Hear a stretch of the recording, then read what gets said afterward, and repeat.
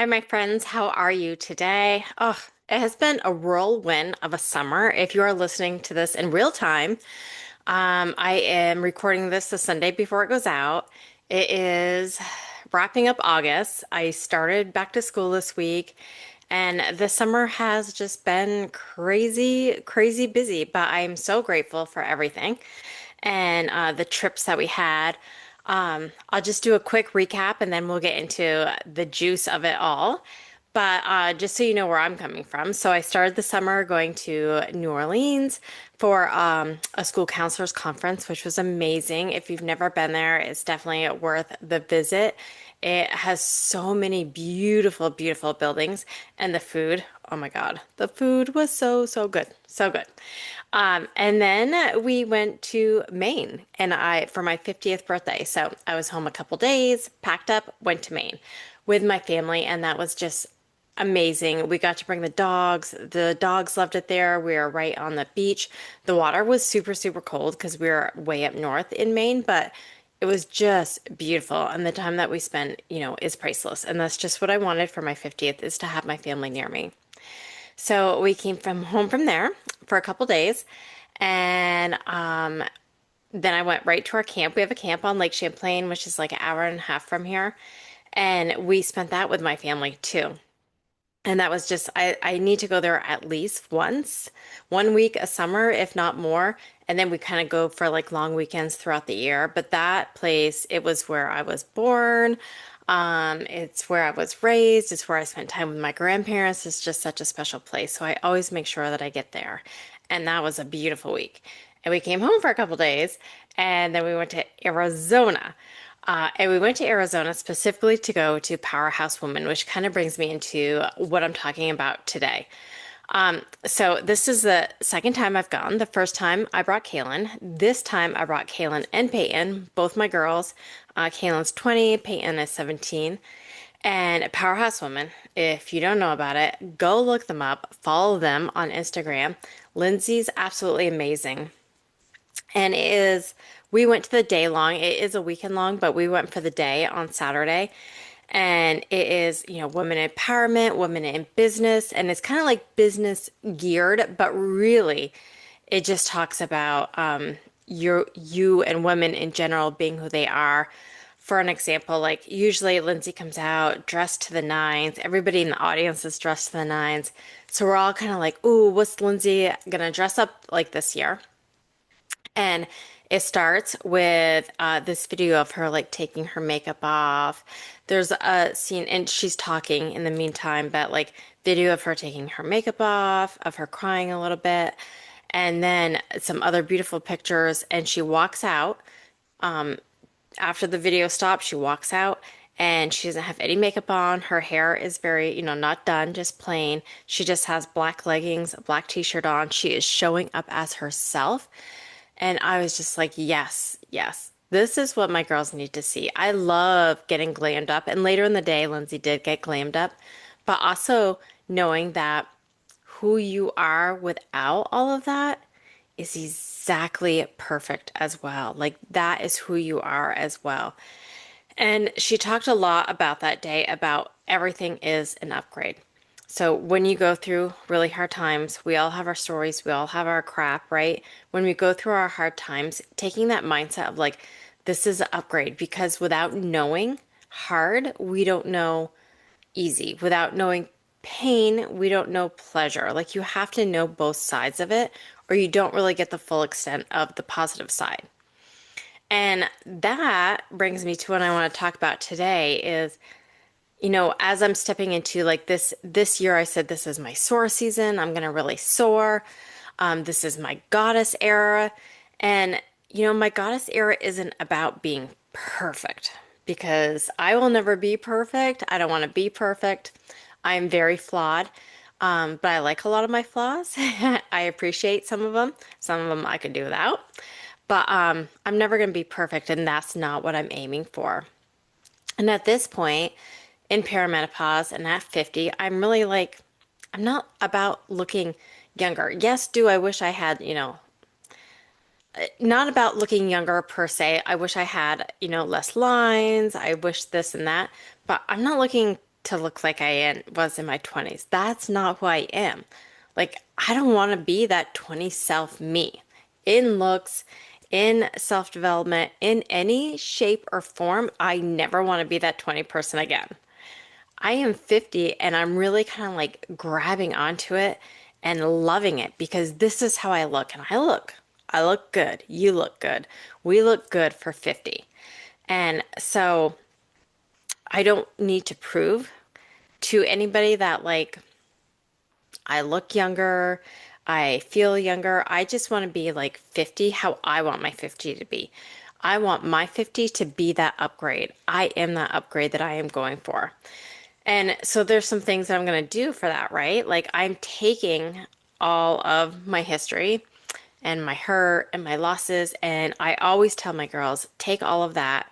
Like when life gets you down, when you fail, when you go through something that's really hard, what you have to do is you got to feel that, but then you have to come out to the other side and say, what can I learn from it? So when I've had heartbreaks, it's not just that that guy was a total jerk, which he was, obviously. But it's also like, what can I learn from this about relationships, about myself, about what I expect from other people and myself? Like, what can I take from that heartbreak? When I've had hard times with like money, then it's like, what can I take from that situation? And what can I do to set myself up better in my next season? So anything that you go through, whether it's health, having Crohn's and having cancer and, gaining a lot of weight, that's okay. Those were hard. They're still hard. But what can I take from that and move to the other side with? And it brings me back to like when I started my 40s before I knew I was in perimenopause and I hit such a low. If you haven't heard about it, like I talk about it a lot in this podcast, so you can go back, but I definitely hit a spot where like that was it. I hit my wall.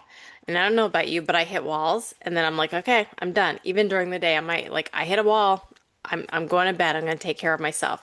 And that's what I did in my 40s. I hit a wall where I was like, I just can't anymore. And instead of just shutting down and not doing anything about it, just like I hit a wall and I'm not going to do anything. I hit a wall and said, okay, I'm tired, I'm depressed, I'm overweight, I'm like not loving my life right now, even though there's so much to love. What can I do to build the stairs to get over this wall? And take on the other side the lessons I've learned, share them with other people. That is my huge why is like how can I share what I've gone through with other people so hopefully they can take a bit or a lot of it and help themselves too. So how can I build those stairs to get to the other side of the wall?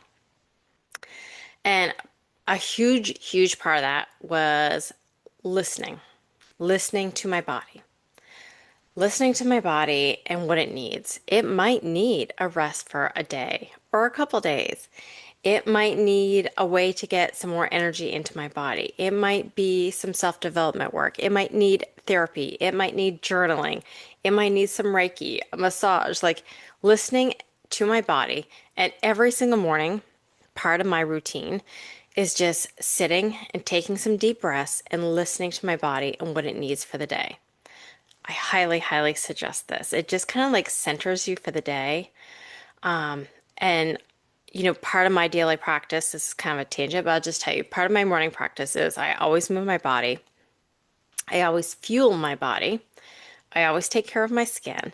And I always take a few minutes to give myself self-Reiki, to breathe, and to listen to my body. And while I do that, after that, then I sit there and I say, what am I grateful for? What am I excited about? What would I like to manifest? And what is a well wish I'd like to give? I got this from Lori Harder, but it really like centers me and sets me up for the day in such a positive way. So that's what my mornings look like for sure. And I do it all within an hour because I'm not a morning person. So what can I do in an hour? That's what I do. And that is listening to my body. It's also taking care of me, right? Like, again, with the oxygen mask, we have to put that on ourselves first before we can take care of other people. And I really learned that in my 40s and I'm bringing it into my 50s. I have to take care of me. Since I have started taking the products that I use through Arbonne, since I started doing the Reiki, since I started really taking care of myself, I show up a more energized, a happier, more positive person. And that's who I want to be for my family, for my students, for my colleagues. Like I work in the educational system, and that's a lot of energy. It is a lot of energy. I have energy coming in from the students and then I give to the students, coming in from the staff and giving back to the staff. It is a full day of a lot of energy. And I'm someone who takes on a lot of energy. So I've had to find ways to like release that energy and be able to go on with my day. But a huge part of that is taking care of myself. I'll give you three quick things too that I really have always said since I started this journey about how to release that energy. Just if you're there, I'm going to give you four. One, when I started, this is how I do because I'm not a morning person. So I move my body. I walk for about 10, 15 minutes every morning on my treadmill. But I need to shift my energy after work too. So when I started leaving work and before I started anything at home, I had to do this when the girls were older and they could take care of themselves. So I'm going to put that out there. Much easier then.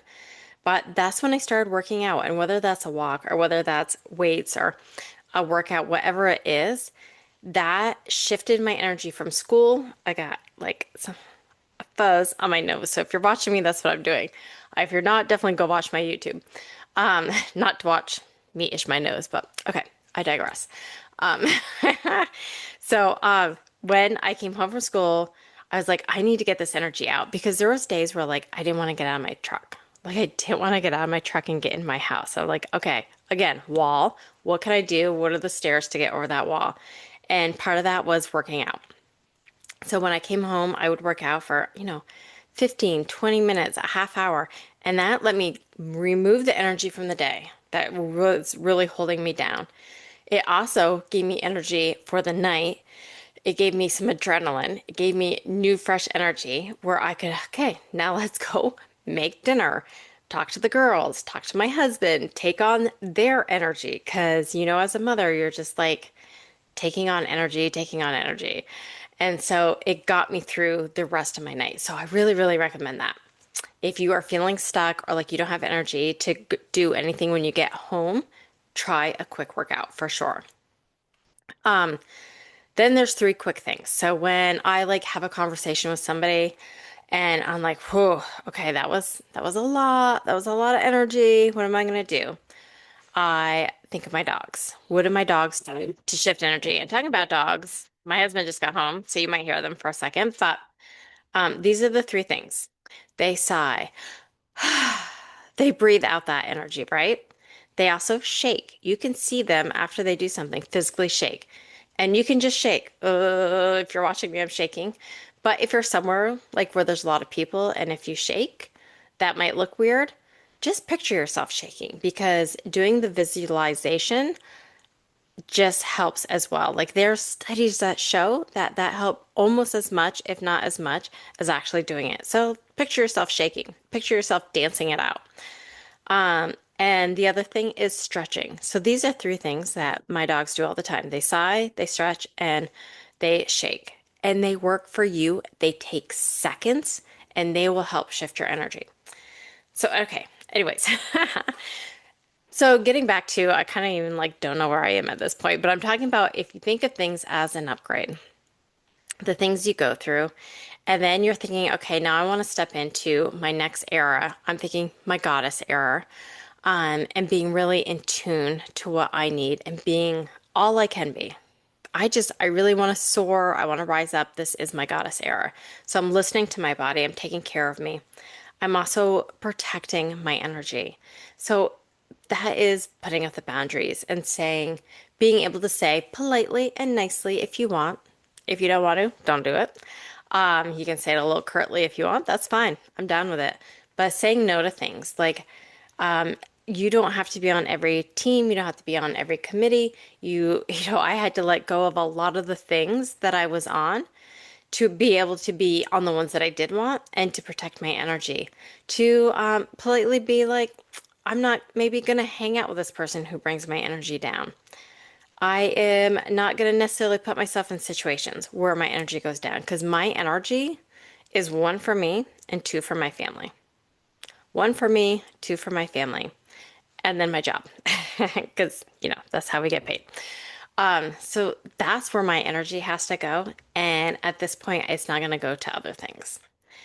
And then also, like, I'm really going to pursue this. I'm going to pursue all of this without guilt. Guilt, shame, shoulds really, really hold us back. They really, really hold us back, and they don't need to. They just don't need to. So I'm going to give you this permission because I know that for myself, and maybe this is you too, I don't want to just live longer. I want to live better. I want to live better. So I'm stepping into this goddess era, into my 50s. And maybe this is you stepping into your 40s, or this is you stepping into your 30s. And you're like, I want to live better. I'm going to learn how to take care of me. I'm going to learn how to listen to my body. I'm going to protect my energy. I'm going to pursue this life that I am excited about. And I'm going to do it all without guilt because we are allowed to do all of these things. And I know you. You aren't doing these things and saying F you to everybody else. You just aren't. That's not what you're doing. You're doing all these so that you can take care of your priorities. Maybe it's your family, maybe it's your friends, maybe it's your jobs. You have your own priorities. I told you my top three. I'm doing all of these things to take care of myself in my goddess era so that I can take care of everything else a little bit better too. And so if I think of everything as an upgrade, like Lindsay said, I am ready to upgrade. I'm ready to step in my goddess era. I'm ready not to hit walls, but find those ways to make the stairs over them. And if that is something that you are excited to do, I would love to hear your journey. I would love to help you in your journey. So just reach out to me. Always reach out to me. I'm ready to hear about like this whole podcast is about sharing stories. So I share my story, I share other women that I bring on their stories, and I want to hear your story. And I want to hear what era you're going into, how you're doing it, and if you want to do it with me. So that's where I'm coming up from today after a crazy busy summer. But boy, it really ended on that super high note of seeing all the women and seeing my girls' faces as they're listening to the speakers, as they're seeing these women who have upgraded and keep upgrading. Like for me, upgrade isn't a one-time thing. I will always be looking for the upgrade because this life is meant to be lived to the fullest. I actually have that as a tattoo on my wrist. My brother got it and I loved it, so I wanted one like him. And it says, live to die fulfilled. Yes, yes, please. Let's do that. Let's live so we are fulfilled. Not halfway, not in compliance, not just, doing what I can do, getting by. Like, I want to live my life to the fullest. And there are days where I live just to get by. But in general, I want to live better. Not just longer, but better. And to me, that's what the goddess era is all about, is just rising up to that and listening to my body and my intuition and building and creating the biggest, happiest life I can.